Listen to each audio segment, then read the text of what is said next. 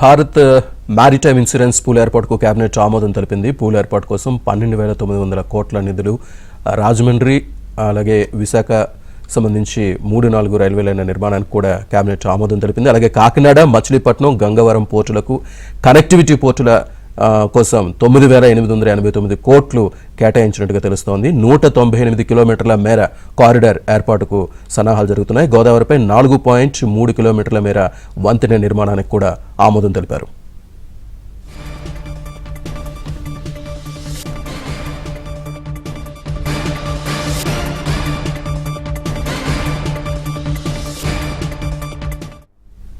కేంద్ర కేబినెట్ నిర్ణయాలకు సంబంధించి పూర్తి సమాచారాన్ని మా ఢిల్లీ బ్యూరో చీఫ్ కృష్ణ అందిస్తారు. కృష్ణ. శ్రీనివాస్, ఈ రోజు మోదీ నేతృత్వంలో జరిగినటువంటి కేంద్ర కేబినెట్ సమావేశంలో కొన్ని కీలకమైనటువంటి నిర్ణయాలు తీసుకున్నారు.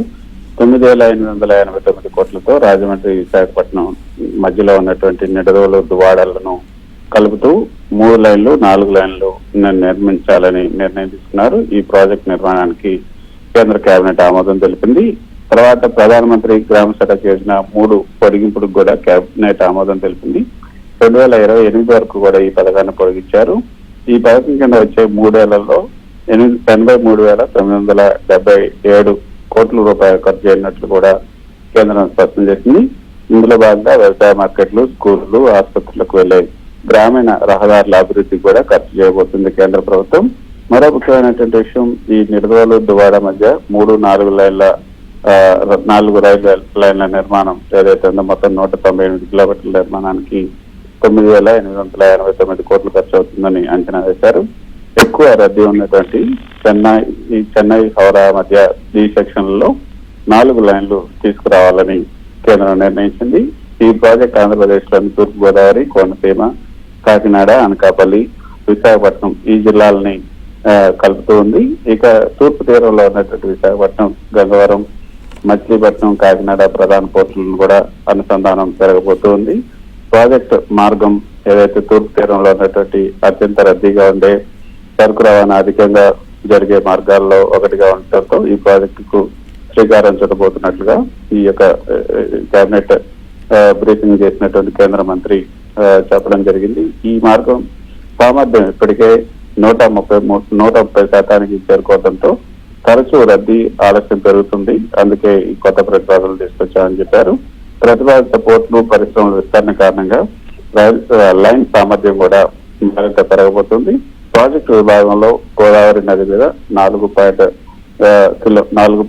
కిలోమీటర్లు, రైలు వంతెన 2.67 కిలోమీటర్లు, వయాడక్ట్ 3 బైపాస్లు కూడా నిర్మాణం జరగబోతున్నాయి.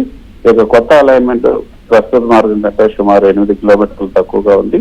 అయితే కనెక్టివిటీ, ఆపరేషనల్ సామర్థ్యం కూడా మెరుగుపరుస్తామని కూడా కేంద్రం చెబుతుంది. ఇక అన్నవరం, అంతర్వేది, ద్రాక్షారామం వంటి కీలక ఆధ్యాత్మిక పర్యాటక కేంద్రాలకు ఎక్కువ అనుసంధానం కూడా జరగబోతోంది. 29.04 మెట్రిక్ టన్నుల సరుకు రవాణా పెరుగుతుందని కూడా కేంద్ర రైల్వే అంచనా వేస్తోంది. ప్రధానంగా బొగ్గు, సిమెంటు, కెమికల్, మాన్యూర్, ఇనుము, ఉక్కు, ఆహార ధాన్యాలు, అదేవిధంగా కంటైనర్లు, బాక్సైట్, జిప్సం ఇటువంటి వాటిని ప్రస్తుతం ఉన్నదంటే రెట్టింపు అవబోతోంది. ఈ ప్రాజెక్టు చేపట్టడంతో సుమారు 135 లక్షల మానవ రోజుల పని కూడా ఉంటుందని కూడా చెప్పారు. ఇక రోడ్డు రవాణాతో పోలిస్తే ప్రతి సంవత్సరం సుమారు 1,150.56 కోట్ల మేర ఆదాయం కాబోతుంది. డీజిల్ కాలుష్య ప్రభావం కూడా గణనీయంగా తగ్గిపోతుంది.